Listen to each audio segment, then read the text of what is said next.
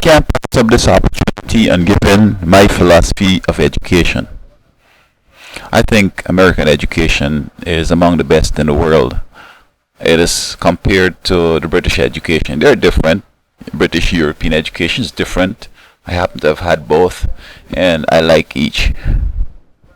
Each has its own emphasis, but none is better than the other, I suspect. Each is equal. I mean, Europe has accomplished a lot, America has accomplished a lot, but I prefer the American style. But it calls for much discipline, a lot of ambition. I think one of the reasons why we have an educational problem is because there isn't a demonstrable recognition that education gets you anything or anywhere. People who are making most of the money today haven't finished college, or they don't have any big expertise as far as education goes. The comedians make all this money. Bill Gates make all this money. He hadn't finished education, his degree, and so forth. But at the heel of President Obama's big inaugural speech to education, I think that I need to add a few things that would complement American education and take it back to its greater times. And from here on, I think it could, if we consider it and apply it, I think it will change things around big times. This philosophy of not knowing the things, just know where to find it, is bogus. This will always get you into problems. I know in the British system, in my country, individuals memorize the whole book. We need to get students back to memorizing the school book, understanding it. Even if just memorizing is fine, understanding it is fine. Being able to analyze and synthesize and go to higher levels of cognitive thing is great. But everybody must remember the text. Exams must be based on content and not no strategy and no big games and no logic and all that. They should know. Then the tests to get into university, to do various things, law exam, medical exam. As far as the law exam, I know there's nothing that prepares you for this exam except playing games. I don't understand what it really does and how it would make you a great attorney. I think a great attorney has to have a good education and do the law study, and you do well. But this test, it don't seem to help you to be a great attorney. I think Governor Spitzer has the highest score ever in the law school exam, but look how he was able to be trapped up with something simple. I can't pass that exam because I don't know how to prepare for it. I'm not fictitious in my head, but I don't think I'll be taken out as easy as that, how you was taken out.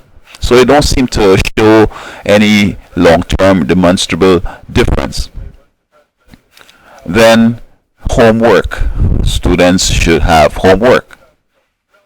What you do in school, while you travel on the bus, and you must review it again at home. This is the only way it will stay with you. After over 40 years, or close to 40 years of finishing high school, I still go over my high school information, and I'm seeing it in the real light, and it's exciting. So students need to do homework. They need to memorize the text. Exams should be based on the text, and also we have problems in engineering and sciences, mathematics, medicine, because it requires science, which is a memory game, and mathematics. I recall I was doing some work in LA County, and in this elementary school, these students have flashcards, and I'm not sure what they're doing.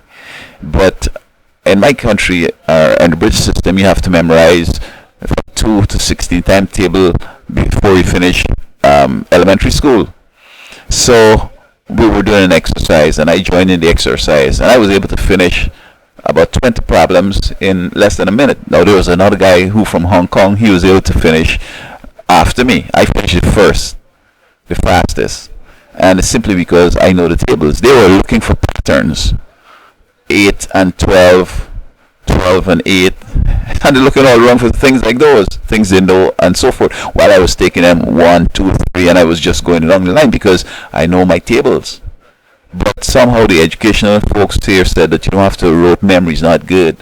But there are some things that you have. I don't memorize the tables. There's no way in my brain I have it stacked up, but I could calculate it very fast. I recall when I was in maybe eighth grade in elementary school, because you could go up to 16 years in elementary school if you can't afford to go to high school. So I was probably about 14 to 15. We were asked to memorize 16 times tables, and I forgot. I go home, I go to scouts. I'm so tired, I forgot. So when I reached in school now, we had to go up and each person had to say it. I was able to accomplish it. I said 16 up to 16 12s. But the teacher saw that I had not done it. I was doing it on the fly.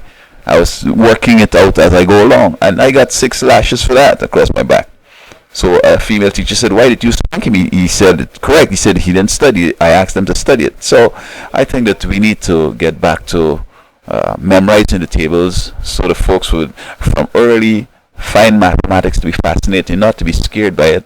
And so they could go on to do math and science and end up getting into medicine, chemistry, physics, be scientists, be good mathematician, go into graduate math and science programs. I mean, we need to do that. So these are the things that I think that would help augment our education and make it one of the best in the world.